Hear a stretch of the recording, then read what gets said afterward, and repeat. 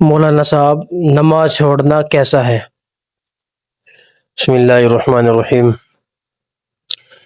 اللہ کے نبی علیہ الصلاۃ والسلام نے ارشاد فرمایا، من ترک الصلاۃ متعمدا فقد کفر۔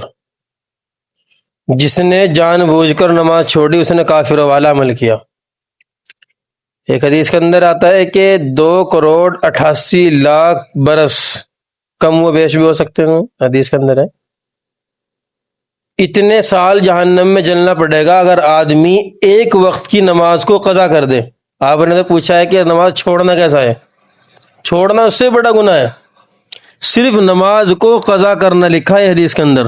ہم لوگ جو سنتے ہیں نا کہ بھائی نماز کو چھوڑنا 2,88,00,000 برس یہ جہنم میں جلنا پڑے گا، یہ قضا کرنے پر ہے۔ اگر آپ قضا کرنے کے بعد نماز پڑھ بھی لیتے ہو، جب اتنے سال جہنم میں جلنا پڑے گا۔ اب آپ سوچئے نماز کی کتنی اہمیت ہے، نماز کتنی بڑی دولت ہے، نماز کتنی اچھی چیز ہے۔ سب سے پہلے آخرت کے اندر جو سوال ہوگا وہ نماز کا ہی ہوگا، وہ کتنی نمازیں پڑھی ہم نے۔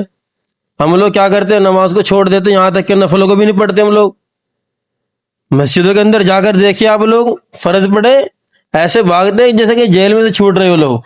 شرم کرنے کی بات ہے یہ چیزیں۔ اچھا، ایک خاص طور سے یاد رکھیں، ہم جب ہم نماز پڑھیں تو اپنے نمازوں کو پورا پڑھیں۔